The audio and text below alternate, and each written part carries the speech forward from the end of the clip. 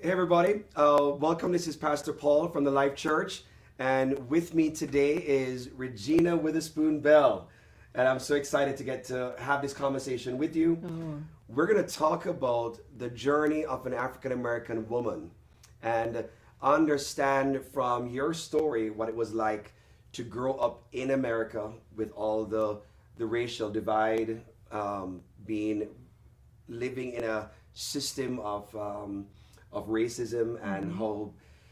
how all of that affected your journey, and how through that you were still able to maintain hope, you were still able to achieve and experience everything God had for you. Yes. And so I'm very excited to do so.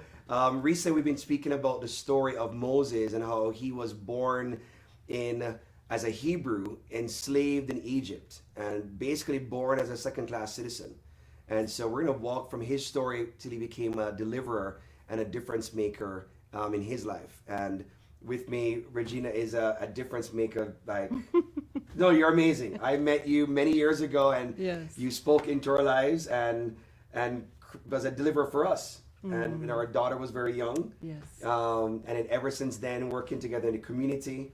You're one of the most classy people in the Oh, city. thank you. No, it's true. When you Thank step you, into the Pastor. room, it Yeah. just the Thank atmosphere you. is set. And so, when I ask you if you would just please introduce yourself to those who are watching, Okay. and tell them a little bit about you and what you do. Okay. I'm Regina Witherspoon Bell. I've lived here in the high desert for over 28 years.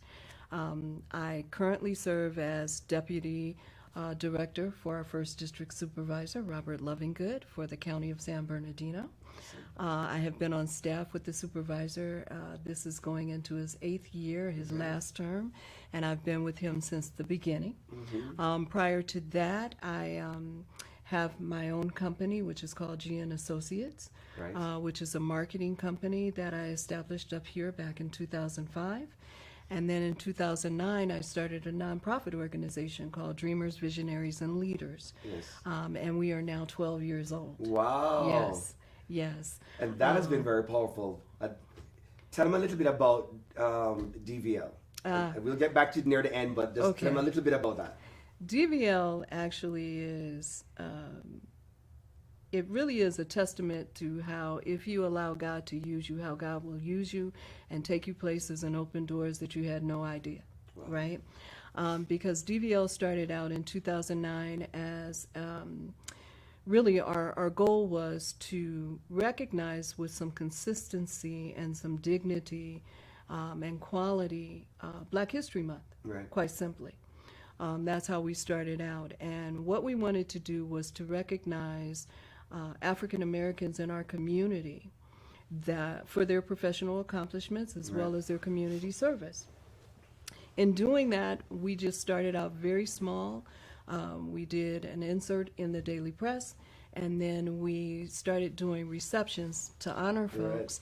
And those receptions were actually at the Victor Valley Museum before. This was pre-county taking that over. Right. Anyway, moving forward, we moved to where we have now included our Hispanic brothers and sisters in celebration. So we not only continue to celebrate Black History Month and honor folks here in our community, but we also celebrate Hispanic Heritage Month, honoring folks here in our community. Right. And to date, we have honored and recognized over 188 people from this community. Wow. Right? We also established a scholarship program. Right. And I was sharing with someone earlier today that as of this year, we will now have given away over 40 scholarships since 2014. That is To awesome. God be the glory, Right, because yeah. it really is God who has just opened up doors and given vision and just brought all the right people and opportunities alongside so we could Yeah. do that and sustain 12 years Yes. as a nonprofit here in the high desert. That's consistency. That's amazing. Yes. There you go. Very cool. proud of that. So right now in our country, as everybody is talking about and knows full well, that since the killing of George Floyd, there has been national and international attention to demand justice, to demand change, to move the needle further in dismantling systemic racism and changing policy And it has been horrific in one sense in terms of his death, but also it's been incredible in terms of the response, because Yeah. more than any time I've ever seen, we have more people involved in the outcry than ever before. Yes. We have the greatest diversity that I mean, Martin Luther King didn't have that amount of diversity in the outcry. It seemed to Well, we me. didn't see it. Right. And now we're able to see it. So we're That's able true. to So see we it, can whether see we're more. seeing it on social media, whether we're seeing it on the broadcast, Yes. you know, print, however we're seeing it, we're getting those images Right. that reflect more of what our communities actually look like, That's true. right? That's exactly true. Which our communities are diverse. Yes. So you're seeing black folks, white Right. folks, brown Everybody. folks, right? Yeah. All And come internationally. alongside. Exactly. Worldwide. Yeah. Right? It's to incredible. really speak out towards a human injustice. So it's not just black. Exactly. It's I a love it. human injustice. Right. Right? And that's what I appreciate the most, because when it leaves the plane of it being only a black issue or a certain background issue, but more just as human beings, this is just not right, and we have to change it. And the more we maintain it the way it is, it's bad for all of us as humans. It's not only, even though, you know, all the cases that hit the news that we know clearly, when an unarmed black man is being killed or a woman is being just shot in her bed. I mean, you don't see that very frequently with any other ethnicity, and just as a fact in America. Right. And I think part of what we've seen recently is you have heard a consistent message of black folks, black women, black men saying they are exhausted. Yes. They are tired. Because we are tired of having to carry our color, right? This body that we're in, As right? something that is As our bad. calling card. Right. Instead of being able to walk into rooms, instead of being able to engage in conversations and have no other expectation other than I'm a human being, Right. right? Yes. And so this has brought us to a level of exhaustion. Right. I'm tired of having to, and I have to carry the banner for all African American Americans. women, Yeah. or I have to carry the banner for all African Americans. I have to speak for us because we are diverse. Yes. We are diverse in culture. We are diverse in our political beliefs, our Right. religious beliefs, Right. right? Yes. We are very diverse, right? There's no one Black cookie cutter, person. fits all. Right, exactly. You know, and so that has become something that we've had to carry, that has really been placed on us because it's not necessarily something we wanted to carry. Right. But we knew it existed, and we knew if we were going to survive, particularly as African American women, if we are going to survive and thrive, Right. that's something we had to learn how to navigate and carry. And right. we've gotten to a point where I know for myself, I speak for myself, Right. I'm exhausted. You're like, enough is enough. Enough is enough, yeah. But finally, I think there is a breakthrough in process where, like I said, I've seen more changes in the last few weeks in a more concrete way than we have seen for many years. But I want to start the story way back a little bit. Okay. You know? All right. And so the parallel to the story is the story of Moses, who was born in Egypt, born a Jew, born a Hebrew, born a slave. And in his particular time, the Pharaoh had a death threat on every Hebrew boy. His goal, because they were growing in numbers, was okay, every Hebrew boy, when they're born, be thrown into the Nile, basically to kill them. Just have women set where they cannot defend themselves. So Yes. you're trying to, your mask is killed off the guys. But the Bible says that Moses' parents saw him as a special child and did not give him up to be thrown into the Nile, but protected him. Right. So I wanted to know, what was it? Where were you born? What was the context in which you're born in? And like, what was the interaction with your parents about this issue of race? In terms of either how did they protect you or expose you, or what was that like when you Yeah. were born? I mean, again, you don't have to tell everybody your age, but I mean, just give us the general Thank idea. you. You know? You know? I mean, everybody knows you cannot be 25 forever. Right, So, and we know that. and I'm grateful that I'm not 25. I will tell you that. I was born in Los Angeles, California, Oh, that's so. and I was born into a two-parent family. Mm-hmm. My mother was a college graduate. Right. My father was employed by the Los Angeles Unified School District, Oh, and he remained there until he retired. Okay. So he had over 30 some odd years, and he retired relatively young. He was 55 when he Wow. retired. I was really fortunate in that my parents instilled in me from a very early age that anything is possible. okay. You have to work hard and apply yourself. Right. And I can remember times when my father would say to my brother and I that he had beautiful brown babies. And he would say that Right. with such love, right? Right. And a gleam in his eye that I felt very proud There you go. to be this beautiful brown baby, Mm-hmm. right? Now, we lived in Los Angeles, and we lived on 107th and Budlong, Okay. which is somewhat considered South Central, South but it's Central, kind I of get you. between Inglewood, right? Right. At that time, there was this transition that was happening in the neighborhood because the neighborhood had primarily been white, Okay. right? But now African American families were moving in. So Right. I lived in a neighborhood where it was not unusual for there to be two-parent families. Okay. Both mom might be homemaker staying at home. Right. Dad went out and worked. Right. Right? Homeowners. Right. Right? That was kind of the norm. So Okay. that's what I grew up knowing. Knowing. Right? We grew up very middle class. Okay. Right? So all the things that people normally do, the dance classes, going to museums, all of that kind of thing, sound music, almost privileged. all of that I was exposed to. That was my Right, upbringing, right? Yes. So But I like what you said about what your dad said about your beautiful brown babies. yes, Because that's one of the lessons that we've been learned from the story of Moses. Is that I've met people who they were born in that same time period, some of those same issues going on, but they were instead told that they're nothing, that they won't get anywhere, that the deck is stacked against them, and it doesn't matter how hard they try, you'll always be whatever. yes, And I just think that sets up a generation to be raised in despair, raised in hopelessness, and therefore, if you don't have a view of any kind of sense of mobility at all, then you end up making some really bad choices.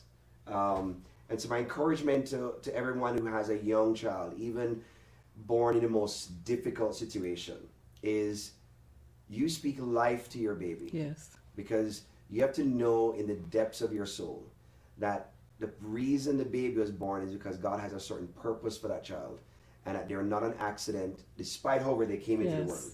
That God knit them together in their mother's womb. Therefore, He Yes. has purpose for you.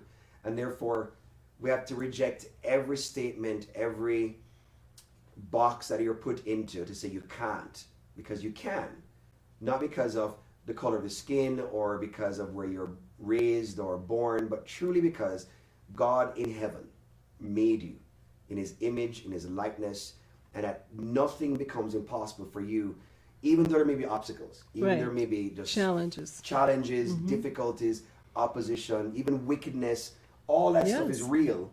But if you put your trust in the Lord and know that He has made you and will favor you enough for you to break through, you'd win. Yes. And, yeah. Well, you know what, Pastor Brown, my mother and father were both responsible for putting into me and my brother that you can be and do anything you want to be, and you don't allow anybody to tell you who you are. There You you go. define you, Right. right? And we grew up in an environment that fostered that. Yes. So I can't was not really allowed In your household. in our setting. household, Right. right? And it really wasn't promoted in our psyche, Right. right? It was figure out how to do it. Yes. Right? We were also told realistically and taught by my mother and father that doesn't mean it's going to be easy for you. Right. Right. Because let me tell you the truth of this world, and the society that I have brought you to, When did right? you first learn or even have a concept about racial disparities or discrimination or any of that? Did you? Yes. Do you remember where did you first Yes. learn it, and how old were you? Do you remember? I think one of my first memories Mm-hmm. is we were at home outside in the yard, my brother and I had to be about 6. 6. Okay. My brother was 3 years younger, so he was about 3, and we were outside playing. And our next door neighbors were white, Right. and they were not happy that we had moved in, Right. right? And so the grandmother who was the matriarch Yes. of our neighbors used to have a little dog, and she would walk the dog every day. Well, my brother and I are out summertime, we're playing, we're just having a Right. good time in our yard. Right. And she walked by and she looked at the dog and she told the dog, she said, "You want to see some monkeys?" No way. Yes. And How did you guys respond to that? You I didn't, get it yet. well, my 3-year-old brother was like, it doesn't make a difference. He's Right. looking at the dog. For me, I could sense that something wasn't right with that. Right. So I went and told my mother. And my mother told me then, "You are not a monkey. Mm-hmm. You don't," and so don't even, try to process that really, right? And then my mother went and had some words with Miss Matriarch Right. Right. that I wasn't necessarily privileged to hear. But my mother didn't play about that. I mean, She confronted it immediately. she confronted it immediately, and she wanted me to have a sense of being safe Yes. in that she was there to help with that. But they also raised us with the sense that going out into the world, we love you here and we think that you're wonderful and great, but going out into that world is going to be a different experience. Right. And so they really took seriously that their job was to prepare us for going out into that world, right? And so the reality is that I came up hearing, you're going to have to work harder, do more, be better, to just get an even shot, Okay. right? Right.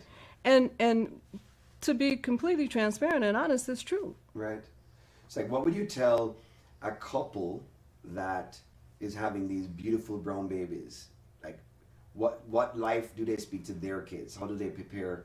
Because some kids are raised with fear. Mm-hmm. Some kids are raised with anger. Some kids are raised in denial, like nothing is really out there, and then they hit the wall. And then some are raised with this balance of, like what you described, where you know that who you are, and it's defined much more from the circumstances of your birth, and yet you were told about how to face the challenges. So if you were to advise people with young kids who are now watching on TV, seeing the demonstrations, hearing the Right. stories, what do they say to their children, whether it be children of color or non-color? So I'm going to tell you what I said to my son. Okay, good. When I was raising my son. One of the things that I would say to my son with consistency is that you are wonderfully and fearfully made. Mm-hmm. First of all, know that, Right. right? That's And Psalm that- 139, by the way. It's for you to know. Right.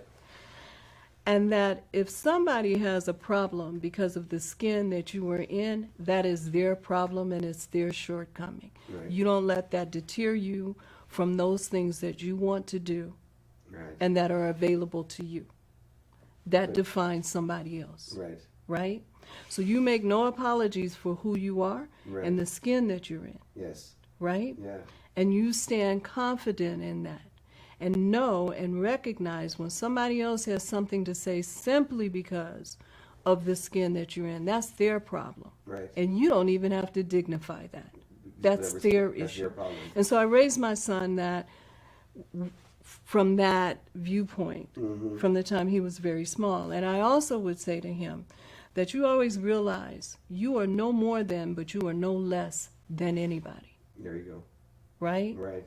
And so I didn't really focus so much on color But just more who he is as a person. as much as who he is as a person, and that there are people, because let's be honest, there are people of color who will look at you Yeah. and not necessarily like you or Right. be supportive of you. Right. You know, because Yeah. folks have agendas, right? Exactly. But for his confidence, to build his confidence and to help him become really secure in this skin that he was born in. Those are the things that I said to him, and I would say that to parents of young children, is that you encourage them Right. to truly accept who this body that they have been born into, right? And understand that they are no more, they are no less, but Right. they are wonderfully and fearfully made. Yeah. And if somebody has a problem with that, that's really That's their problem. That's good. We were raised in Jamaica, we're Caribbean people, and in our history, one of the things that we learned about was one of the strategies of the slave owners in the Caribbean, which eventually spread to to America, was to create this divide and conquer kind of thing, where share benefits based on the shades of people. So the more brown you are, then you maybe be the house slave in the field. And it set in motion a self-hatred among the people. So therefore, when a mother was, doing her daughter's hair, oh, your head is tough. It's a Jamaican way of saying that it's hard to comb, and then they would try to, for their own sense of betterment or to be better, to try to marry a lighter shade. And that kind of thing sets in a different kind of implicit bias where there is even a disdain among people of color for other people of color. So the discrimination is not only from non-colored people on colored people, Right. but even within colored people, there is this, well, you are worse. Right. And that is also destructive too. And a lot of it starts right in the home. Right. And what you explained or described is something that we, quite honestly, is part of our history as African Americans, and it was imparted onto us during that time of slavery where there were those who could work in the house and those who could work in Right. the field, where there were those who could work in as things progressed on. You could work in the department store because your skin, your complexion of your skin was light enough, Right. that it was not offensive. Offensive. But if you were too dark, Right. there's an issue. There's a place for you. And so one of the things I did, because I came up with, my parents didn't play that. Let's Right. just put it that way. And so I came up with my son that we celebrate all people. So I would see kids with the nappiest hair, so Right. to speak, Right. the darkest complexion, and I would always say, look how beautiful, Right. right? So he had a sense of images in our home reflect that, That's good. right? And we run the spectrum. In our family, we celebrate that. You don't get a chance to say those negative things, those self-inflicted hatred type of Yes. things. You don't get to say those things around us There you go. because that's not healthy for you, Right. right? And it's not true, And but it's also right? absolutely It's a lie. not true. Yeah, yeah. That's where the devil lives. So in the story of Moses, there was a time when he stepped out. So he grew up in Egypt. He learned, living in Pharaoh's house, all that good stuff. So he got the wealth of the land, even though he was a Hebrew. And the Bible says at a later date he went out and he saw one of his Hebrew brothers being ill-treated, and he stepped in and he killed the guy. And always or often in people of color's heart is this sense of, I need to make things right. I need to fix this. I can't. The sense of powerlessness at a certain point snaps, where it's like, I'm going to do something. And the challenge we face is, what is it that you do? Because some things are actually productive and some things are destructive. Can you recall one of the earliest times when you actually had to confront it in terms of racism or discrimination yourself? And what was that like, and what was that story? How did you fight that? I mean, Yeah. Yeah. One of my earliest recollections of having, because I've had many. When I was younger, I was kind of radical and militant. Oh, wow. And so, in high school, I went to Hollywood High School Okay. because I was a dancer and I was pursuing a dance career. So at that time, Hollywood High School was known as kind of what performing arts schools are known as now, right. right? And so it was it. Yeah. So I was able to Elite. get in, Uh-huh. right? But I was maybe one of three Okay. that was in that dance Like the program. company, that dance program, Yeah. And there were, I'm going to say, maybe 20 Okay. or so blacks at that time that were going to Hollywood High. Out of how many? I, Couple hundred? oh no, our class, when we graduated, we had the largest graduating class from Hollywood High, and I think there were almost 600 kids in our class. Wow. Yeah. And So you're this was 20 not out of 600. small, right? Yeah, But yeah. we had a small when I started Right. Hollywood High School, and so this was kind of a social experiment for them because the majority of us did not live in the district. We were being bussed in, Okay. right? Right. So there were a lot of things that needed to be worked out and navigated, Right. both from the student population, but also from the teachers, Right, and administration, yeah. right? And so there were some things that happened that were unjust and unfair and unequitable. And I recall getting those 20 students together in the quad and saying, hey, we can't let this stand, because if they do it to one, they do it to all, Okay. right? Right. And so we said, and so I said, so here's the thing.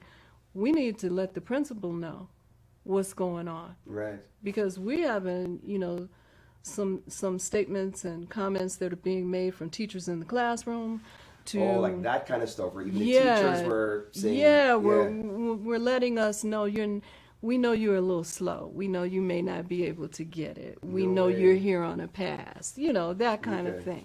And so at the time, our principal was Jim Kennedy, and he went on to be like a really famous referee in the NFL. But Okay. he was our principal at the time. Right. And he really had a heart for students. So I gathered everybody together to say, hey, let's go Do and something have about this this, yeah. conversation with the principal, because if anybody can make change happen, Right. it will be him. Right. Right? And so we did that.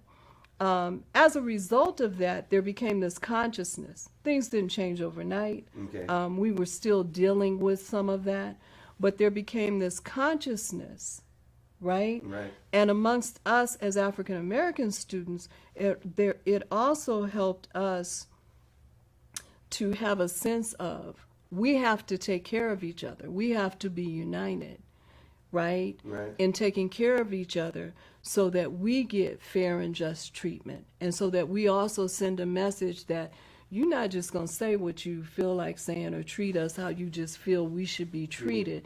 You're going to have a sense of respect for us, because if you say it to one, you say it to all. I've talked to a few teenagers of today, and just kind of like this, just asking in their story, and I'd get different responses. Some, it would create a certain amount of sense of like not belonging, sense of rejection, a sense of, they'd be like depressed, and it would impact their schoolwork, because they said it was hard for them to focus, Yes. because when they would go to school, it's on their mind, you know what I mean? And they're trying to navigate lunch hours, navigate relationships, and then if and among themselves who are of color, they have a conflict, they're in big trouble, because now they have no one. And then the way they describe it, it wasn't as cohesive as this, where you could pull them together and just be for each other. It doesn't seem to always happen in some of our schools presently. And then, funnily enough, talking to some of the girls, they would act out in violence, which I thought was funny or interesting, that I had more of that they would actually get into fights over it, even more so than the boys. I mean, the boys like have a cussing stuff going on, and they're just like, but some of the girls described getting into physical altercations about it. And so it seems as though at some point in the generations, the level of extreme acting out or reacting to it is more. Or was it unique in your Hollywood experience? Or is it, was it unique in your day that everybody was more cohesive? Because it sounded like you had a support No, group. I think because we were small, Okay. right, in number. It was only you. Right, so it's only us. I think also because, we had parents who had made whatever sacrifice for us to come from what was considered inner city. Right. To come all the way out to Hollywood High, because there were very few of us that actually lived in the area. Okay. Right? So you can't go home and say you got into a fight. and say I got into a fight and now I'm expelled and I can't go to school. Right. And if you went home and said the principal wants to see you, It's trouble. or my teacher needs to see you, it better be for something really positive and good, right? We're not going to have those problems, yes, right? that so is I true. think some of that Kind had of to like- do, right, but I think at the nexus of that was just that it was a small size. Right. It was small. So therefore, yeah, that's a good thing. Mm-hmm. So coming out of that, growing up, getting into the working world, you had the double take, dealing with it both from the challenges of being a woman in a world that had its own disadvantages for women, and also being a black woman and having those disadvantages. How did you kind of navigate that or react to that growing in that early years? Yes. So I'll tell you what happened to me.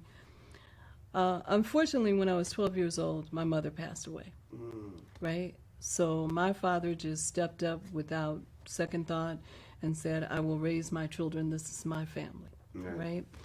And so from 12 on, I was raised by a man. Right. So my mentality is a little bit male,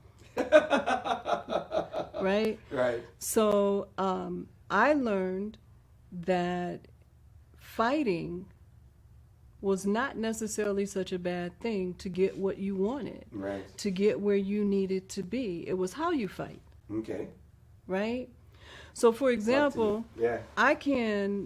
we can be having a conversation. I'm coming in to negotiate a deal with you, Right. right?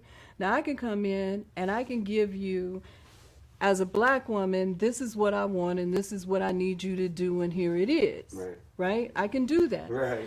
9 times out of 10, you're going to say, yeah, okay, well, thank you for coming, Right. right?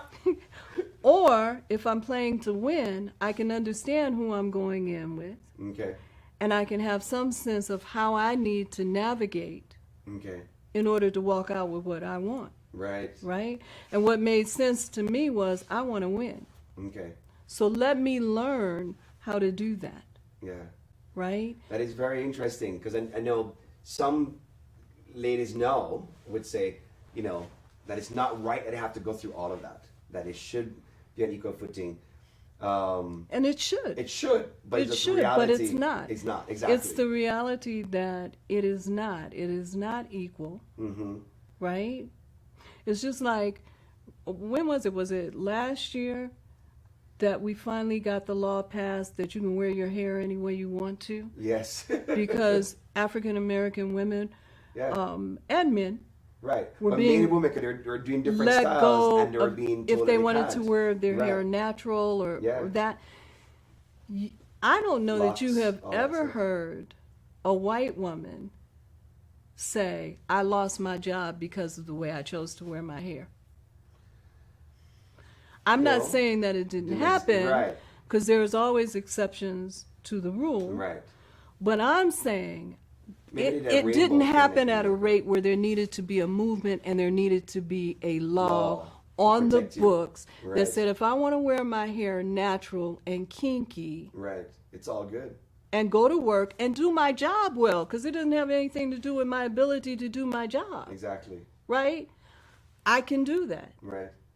right? Yeah. So is that fair? Absolutely not. Yeah. But we had to deal with that, Yeah, I get you. right? Right. So that's the whole thing about it may not be fair, But the reality is You you have got to to work with learn, what you you've got to have. learn how to work with what you've got, and you've got to place the importance on doing what it is you are purposed to do. Mm-hmm. And who's going to get in the way of that? Right. See, you have to know your ultimate goal and do what you have to do to make it happen. Yes. While at the same time, you try to fight the system to create a more perfect union, to create some more balance to the whole thing, and some more fairness. So let me fast forward to today, because you have seen a lot of the incidents over the years. You have seen, you know, Michael Brown. You have seen all of them. You're there from Rodney King all the way Yes. till now. And what has that journey been like for you, and how have you interacted with that to bring about change? I know DVL is one of the things that you've done. How has your role changed in the whole experience, and for you personally? Um, I think I'll just frame it this way. I've always felt that I wanted to do and represent myself Right. and the people that I come from as well as possible. Because I know that there were people who died so that I could go to school, Wow. right? I know that there were people who died so that I had an opportunity to pursue certain careers Right. and not be capped, right? I know that there were people who died so that I had the right to vote and exercise Yeah. my voice, right? So I've always had a sense of responsibility to those people and a true appreciation to those people, right? So it's with that that I also know I have been tremendously blessed in my life, because the woman that I am, I was not supposed to be according to statistics and what society said I was supposed to be, right? Right. And so, but God said something different, right? Right. So with that, I've always felt that I have been tremendously blessed. And I believe when you have been tremendously blessed, you don't have a choice but to give back. Right. So for me, I give back from the smallest of ways. You know, if there's a young woman that I can speak life to Okay. And mentor her also. and mentor her, Right. or just in that moment of despair, speak life Yes. and pray that as she moves forward, those words that typically are not my words because they're usually given to me by God, that she carry forward in her heart Right. and be better because of that. Right. Right? Yeah. When I have opportunities to use my experiences and relationships in this community to help make things better, I do that, Okay. right? That's true. I've seen it. I think it is important that we create networks and relationships.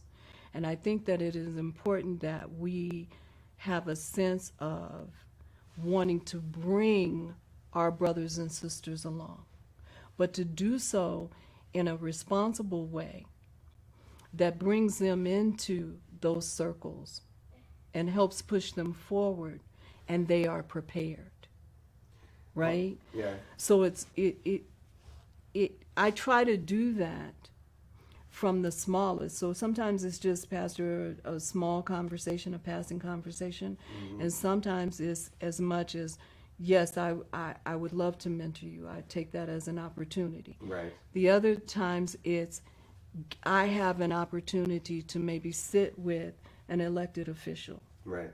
or someone that is of non-color and share my experience and what got me here and say to them, I am not unique. There you go. You see what I'm saying? Right. There are more that are like me, that are smarter than, Right. right, that are more talented. You have to open yourself up To to find that. some more. Yes. Because you Yeah. often hear that part of the story. Yeah. Oh, I can't find anybody. Yes. There's none. Not true. And it's not true. Not true. It's just not looking in the right place. Yes. Yes. That is cool.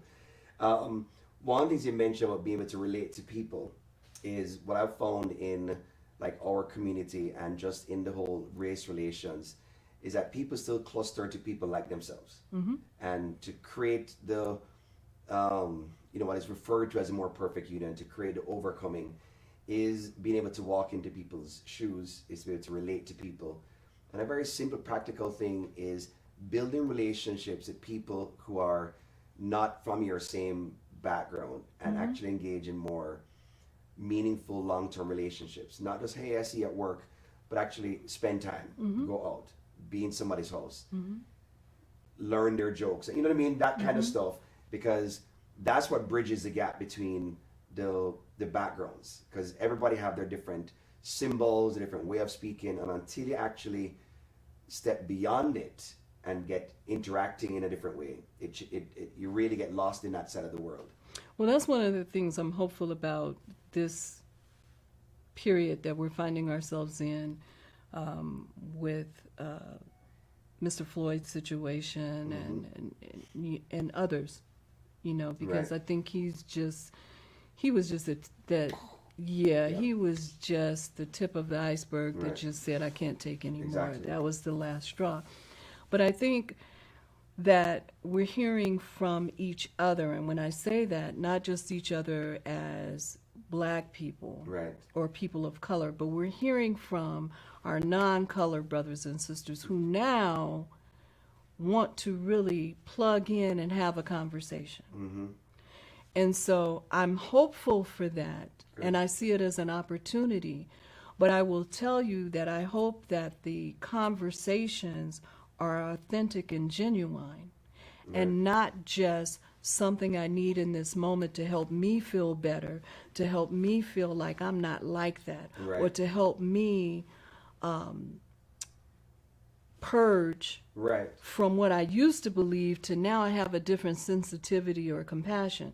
But I really hope that it opens up honest dialogue amongst us where we can share the truths of who we are, and then understand at the essence of that we're still more alike than we are different. Very much so. Right? Very much I'm so. hopeful for that. Right. So I hope this is not just a trend, oh, go find a Black friend.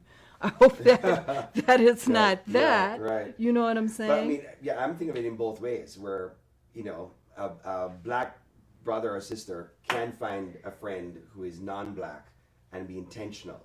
Yes. On both sides. Yes, because, absolutely. One of the difficulties sometimes it seems, and you can tell me if, help me to understand the behind the scenes of it, is when it comes to some of these things, the basic theme is, okay, it's a Black issue and the non-Blacks are allies. Well, from how I would see it, it's just a human issue of dehumanizing any category. Because remember, before us in history, there's always been people who have had it. I mean, there's a time in America, the Japanese had it really bad, just by being Japanese. Of course, all our Jewish friends know what happened with them in the Holocaust. I mean, so there's always, these groupings that are particularly, in Jamaica, it was always between the educated and not educated. It wasn't just a racial thing, it was a socioeconomic thing. And so therefore, just as human people, it needs to be our thing, that we're striving for a kind of society and a relationship that's different. Right. And we're going to fight anything that stops it in any way for anybody. Right. And I think ultimately, I'm hopeful that ultimately that's where we're going, that we no longer look at people and the truth of the matter is, when you walk into a room, you see the differences of people. I mean, you see if people are short or tall or, skinny or, you know what I'm saying? Right. And you see if people are Black or white or Asian or Hispanic. I mean, you see that. Exactly. Right? But I'm hopeful that in our seeing of that, we see beyond that to the fact that that still is a human being. Right. That's a human being. Yeah. So what do we have in common? Right? What brought us here in this room together today?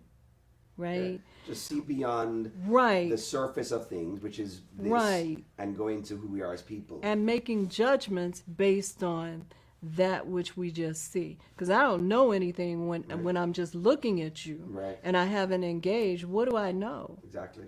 Right? You know, MLK goes, by the content of their character. Character. Exactly. You know? Yeah.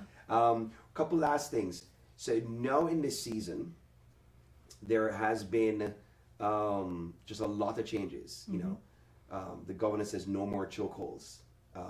The people are talking about reallocating funds from the police budget towards community outreach more. People are changing laws where they're allowing one police officer to be able to correct another in the moment. You know what I mean? People are pressing for more accountability, and so it's going all over. And you know, to me, it's so multifactorial. There's so many different layers to this. If you were to think for yourself to say, you know what, here's one thing on a systemic level, here's one thing on a legislative level, one thing that I think would create more space for a better society, for better relations, for bringing more equity, what would that one thing be for you? Like, you know, if I could press on one item, what would that be for you? Accountability. Okay, where? I think accountability, if we, and this is what happens, I think, this issue of racism, Right. because this is what we're dealing with. Yes. This issue of racism is so large and so multi-layered Yes. and so old, Right. right? This is like centuries of what we've had to deal with. And so I think we get to opportunities or situations like this, and all of a sudden overnight we want to start to address all of these things. And what happens is it starts to become confusing. Right. Right? And so when I say accountability, I'm speaking to accountability of law enforcement. Okay, law enforcement, yeah. Right? I'm speaking to accountability of law enforcement because that seems to be the hot topic and at the top of our list of what we need to get control over, because people are dying Yes. and people are living in fear. Our children are living in fear. Right? Our husbands Right. and our fathers and our brothers and our cousins, Right. right? And our colleagues that happen to be African American are moving through society in fear. Yeah. Nervous that if they're driving Right. late or if they're being Absolutely. stopped, they're When freaking they out. get stopped, their heartbeat, am I going to make it home? Well, isn't that what the police say? Right. Isn't that what they Yeah. say? That they are moving through Hopefully their they get home work too. with an intent, I want to go home to my family tonight. Right. Well, that's the same thing my husband says, Yes. right? I don't know if he wants to come home to me every night, but No, he wants to. that's the same thing he said. He wants to come wants to home, come home, right?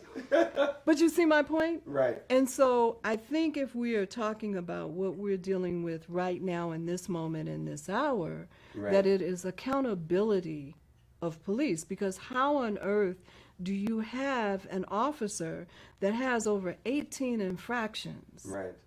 on their record, And still on the street. and they're training. Right. They're training Others. new That's officers, crazy. right? Right. Explain that to me. Be accountable for Right. that, But right? let's translate it to our high desert or to our community. What would that accountability look like structurally? Is it that, what would you want? Like if you were to address, San Bernardino County and our system, and just speaking to different officers and the sheriff, they said the chance of somebody who with that many infractions being on the road here is next to impossible. So I'm like, okay, great. And it was very encouraging and assuring speaking to different ones of them, having meetings, because certainly there seems to be a more human approach to policing. But is that However- true? Do we know that? Is that something that's being stated and it sounds good, Right. right? As opposed to show me. So I just want to ask, Where is the transparency for that? How do I know that? Right. And how do I walk through and function in my communities and travel about in my communities and know that to be the truth? I hear what you say. So is that something that you say, Right. right, based on this is our message to the public. Okay. So the question is, how would you want that to be structured? So, for example, a lot of what is said in our community is we have these particular personalities, different sheriffs, different officers who interact with the community, and that's great. But they won't live forever. So there should be something in the actual system or structure or policy or guidelines that goes beyond these great personalities, so that way when our kids go, So when they're gone, yes, there is something in place to hold them accountable. And what does that look like? I'm not sure Okay. of what all that looks like, but I think that this is a great opportunity for us to come together, particularly leaders Right. in our community, to come together and work with our sheriffs to say, here's what we're looking at. Here's what we want to see, so that whoever retires and whoever leaves us, this remains constant and consistent. This accountability, responsibility piece remains consistent, right? These are the tenets that That has to be guide there. the work and Right. how you do your work Right. and the accountability of your work, right? And so a lot of conversation. I'm reading a lot of materials and information on that. So I'm hesitant to make a actually try, recommendation yet. to say, Sure. here's a recommendation, here's what we want. But I think this is the time that we have to do our due diligence. I think this is the time where we bring our brightest minds to the table. Right. I also think this is a perfect opportunity for us to start to incorporate our young people Certainly. into the process of this is how you make change Exactly. that is constant, And actually Right. will endure for a long time. Yeah. that will endure for a long time, that is constant, that is law. Right? Yeah. So it's not left to my interpretation. The law says, This is it. Because one of the Right. things with the systemic racism is that the law leaves space that somebody can be racist and discriminatory and those things without being held accountable. And so even though racism is rooted in the hearts of people, and God can change a heart, and we'll get to that part, but the laws, the regulation, the guidelines should be in place where it creates a check on somebody's heart who's going astray or evil. and where that's there what are I think through. laws, there are also loopholes, Right. typically, Yes. right? So if somebody wants to find the loophole, they will. I think can't make it easy. also in tandem with that Yeah. is it's really to focus on changing cultures, because each organization has a culture, Right. right? And if your culture is not open to serving all people Right. equitably, Right. right? To serve and protect everybody. Not Right, we got a not just problem. one Not to group. pass judgment because I'm Right. going into this neighborhood, Yes. or not to pass judgment because I'm getting ready to stop this kid who looks a certain way, But remember, right? if all the profile statistics say the average person or 70% of the persons who do this and this and this are African American, right? Then without even much effort, the mind says, oh, he fits that category. So therefore, part of the training is racism created more arrests for certain people. Then it creates a statistics that reinforces it, and then it multiplies further. So that's at why some point, it has to break. That's why I'm talking about culture, because if in your training Yeah. you train officers that gangbangers Yeah. primarily look black and brown, Right. then what are they going to be looking for on the street? Right. When we know It's so much more than that. that it's a broader Yeah. spectrum, Right. right? So culture, that's Yeah. that's we're what I'm talking about So- with culture. So Mhm. there's a lot to take on. Yes. And a lot to fight. Yes. Um, And a lot for us to educate ourselves on as Yeah. citizens. Yes. Yes.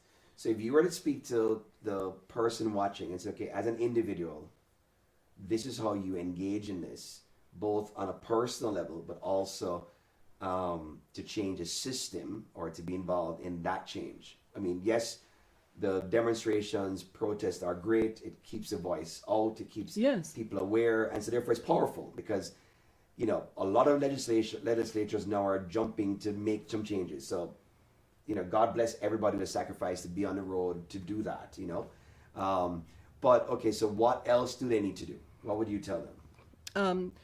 Educate yourself. Okay. I would say educate yourself in the process, procedures, and systems So it's like what? Look it up on of Google. our legislation. Okay. Get involved. So, how many of us as citizens can honestly say we attend city council meetings or town council meetings? Right. Right? To find out what's going on. What are they voting on? How does that I impact usually me? leave after the invocation. I'm sorry. I mean, unless I have a big issue that I'm, you know, so Right. that I'm that I'm And pushing typically for. that's what happens. Yes. If there's an issue, a particular agenda Then item I'm on it. that affects you Yes. or yours, Right. you're going to know that item and you're going to show up. Right. Right? Yes. To do that with consistency, Yes. right? Because there are so many things that get past us Because we're not present. because there. we're not present, we're not plugged in. Yes. Doesn't mean that you have to go to every city council meeting or Okay. every board of supervisors meeting, right? But Or at every least school plan to board be around meeting. there, But yeah. you need to be plugged in. If you Okay. got if you got kids in the school system, better. you need to be plugged into who's sitting on that board and what they're voting on. Yes. Because it directly impacts your kids. That's true. Right? That's good. So we need to be involved in that way. We also need to take advantage of things that we have not necessarily taken full advantage of. The vote. Right. I hear a lot of conversation, especially now, about the vote. But I'm going to tell you what, it is votes that put certain people in office, Right. whether we like it or not. That's true. So if we are going to counteract that, then we too have to register to vote, And do it. and then we got to vote. Right. And then know what we're voting on. Right. I can't tell you how many times I get calls when we're in at a level where there's an election season coming Right, up, right. and people say, "Well, what does that proposition mean?" Right, And right.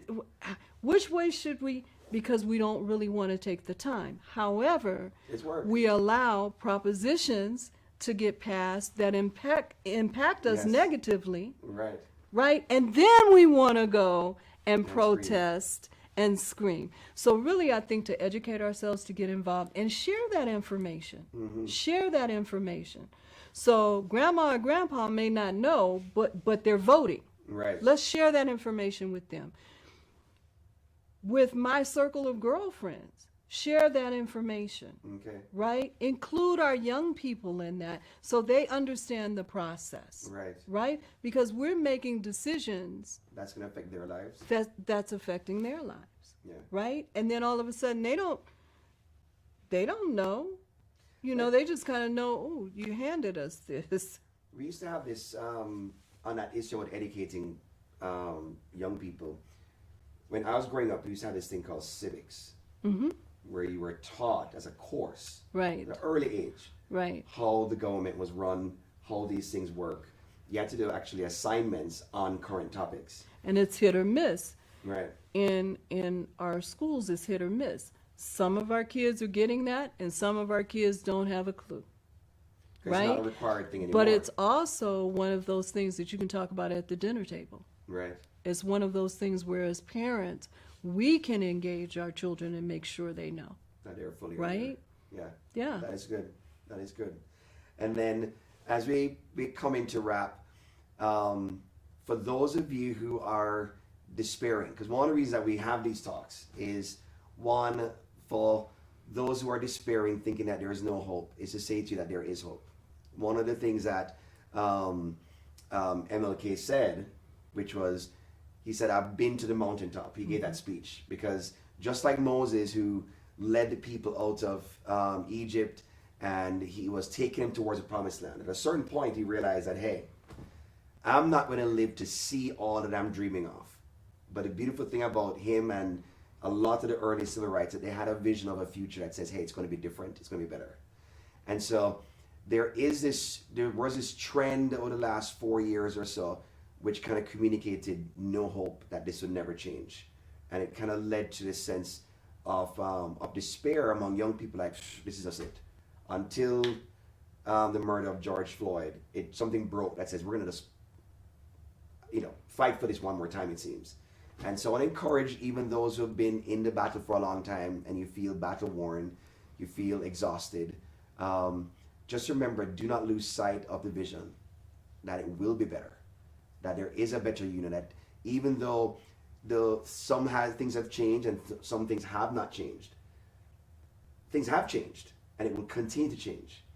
And this 2020 has been an incredible year because in this first half of this year, what was a trend of people moving towards being more online and doing those things went through just a leap because of the COVID-19. Mm-hmm. And it would seem as though what's been happening with the trend towards trying to push the needle forward in destroying racism and creating a better society is also going through like a quantum leap. It just kind of moved from this trend of pressing. I mean, for years they're talking about that legislation about lynching. Mm-hmm. But now, and for years they're talking about more accountability to the police force, but now it's just jumped. Mm-hmm. And so this seems to be the year of the quantum leap where things are just like jumping. And so do not lose hope because in a moment things can change rapidly and we can get ourselves in a different kind of normal even when it comes to race relations. We can get ourselves in a different kind of normal when it comes to just life. And the online world, the globalization of information has certainly helped to get more people exposed to more information than ever before. Right. And so I want to encourage you, just don't give up. If you feel like you're at the edge, just remember, don't ever think it's not possible. Right. I was talking to some young people recently and I said, we're looking at different movies that was kind of describing the situation with black people in America today. And what's unique, I think we went to about 5 or 6 of the big ones. It all ended in hopelessness, where the person was trying to get elevated, trying to get out. By the end of it, they died, whether they end up in prison, whether they were killed. I mean, movies where it literally described a bad situation. But if there's one thing in movies that I always enjoyed is that somehow the hero got out, somehow he made it, somehow, Right. and that gave you hope that, hey, that could be me. Right. But there has been this trend of making it all die. And you leave feeling like, yeah, that's exactly the truth. Because I think art reflects culture, but also helps to define culture. Mm-hmm. And I think some of that culture of hopelessness was defined in there. But this experience recently, I think, has broken that. Right. We're talking to young people now, they're like, we're going to make change. And if they don't listen, we're going to make them listen. And So- I think that's encouraging. Let me say this, Yes. Pastor. Here's how I feel about that. Yes. We are resilient, Yes. right? Otherwise, we would have become extinct Mm-hmm. long time ago, Right. right? And I am a woman of faith, Right. right? So my faith is in we are resilient, we are more than, Mm-hmm. right? Not because of what any man says, but because of who God Yes. says we are That's and right. made us to be, right? Yes. So we get knocked down, Mm-hmm. but we get back up, There you go. right? We bend, but we don't break, Brick. That's right. right? Yeah. And somehow, You got it. through all of this, we will move forward and be better because of it. Yes. Here's the piece that sometimes is the sticking point. Nobody said it would be easy. That's So this is where we lock arms and we encourage not only ourselves, but one another. yes. And we bring along and allow those who want to join us in that fight Right. to join us. Yeah. Because there is something greater.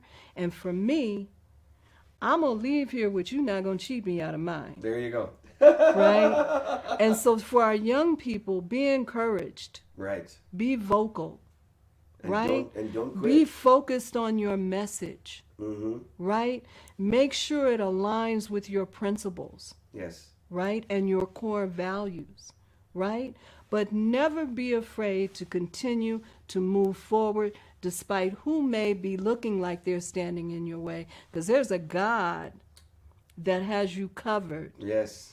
And where they may be waiting for you at the end of that road, He has fashioned another road and put you squarely on it. You're preaching it now. Right? That is So that's true. what I say. Amen. Is we are resilient. Yes. And let that, what we are going through, experiencing, the hurt, the pain of it, let that not be what we carry forward. Yes. Let us put that down and say, in the name of George Floyd, we are moving forward. Right.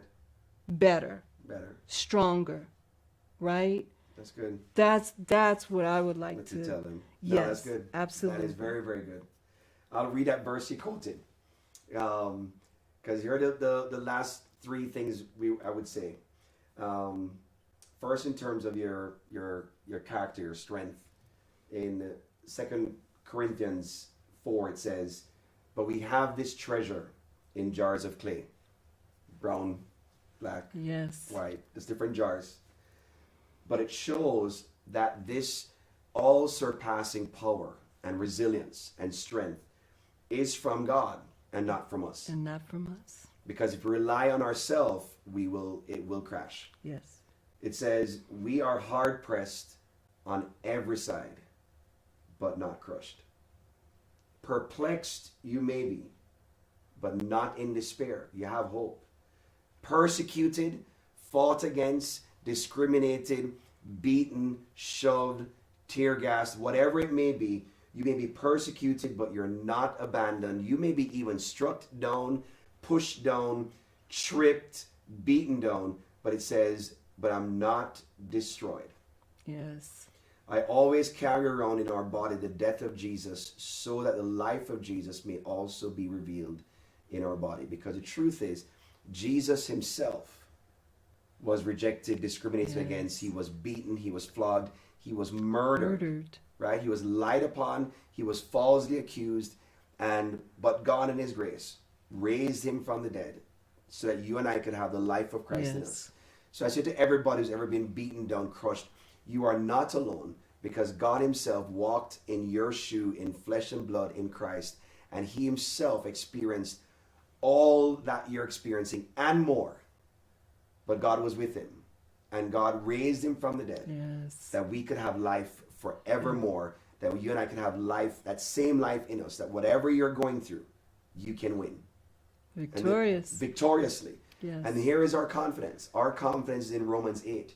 It says, "Can anything separate you and I from the love of God? Shall hardship, pressure, famine, nakedness, sword," I'm going to add prejudice, racism, wickedness, "can any of that separate you and I from the love of God?" It says, "Certainly not. Because in Christ we are more than conquerors through him who loved us." So therefore, you know, and Martin Luther King said, "We shall overcome." He was quoting Bible. And the truth is, you shall overcome. That you will overcome every obstacle, every difficulty, every pain, even your own failure, even your own bad choices. God says if you tap yourself into him, you will overcome, because the overcomer named Christ is living in you. And so therefore, in a world where everything gets spun out of control, where there is a health crisis, an economic crisis, a racial crisis, social unrest, where everything that can be shaken is being shaken, if you and I would lock into something that cannot be shaken, that is Jesus Christ and the relationship that we have with him, I'm here to tell you today that in the midst of all that else that shakes, even if it falls all on the ground, you will not be moved. You will be able to stand and make it through and be able to have confidence. The reason we can enter all of these things with confidence without fear or intimidation is because we know at the end of the day, Christ in us, the hope of the Lord. Yes. At the end of the day, the worst they could do is kill my body. Yes. But I will live forever because Christ is in me. The worst they could do is insult me, but that doesn't even bother me. Why? Because my confidence is in Christ. Yes. And so I encourage you today, let your confidence go beyond justice alone. Let your confidence go beyond fighting for a cause alone.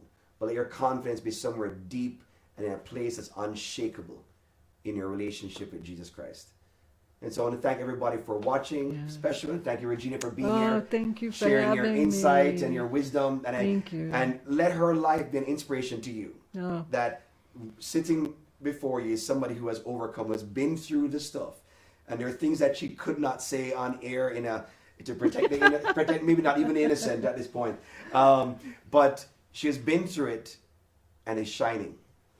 grace of God. The grace of God. And we're going to do more of these and talk to more people and try and hear from different ones. I'll show you this one quick picture. I wish I could get to show it to you on the screen. But here is the picture of a black woman. I'm going to get this canvas for you. It shows a radiant, beautiful woman. But the pain that's in her soul leads to her tears. Mm-hmm. But it's her tears that creates the water that gives nourishment back to her. To me, this represents resilience. Yes. That even your tears Yes. create sustenance for you and cause you to be radiant and beautiful. Yes. And so, my Abigail, I know your daughter did this, that. and she has the canvases, and I'm going to get Yes. one for you as a thank you for Thank sharing. you. Because this represents who you are. That even the pains of life, it doesn't stop you from shining. Thank you. You know, and for everybody watching, don't stop shining, whatever the pain That's right. that may come your way. That's right. So God bless you. This is Pastor Paul. Regina, God thank bless you very you. much. Yes, And thank we you. will see you again as we take this topic on, setting ourselves free from denial and free from despair and pressing forward to experience what God has for us in bringing about change in our society. So God bless you and have a good evening. Thank you.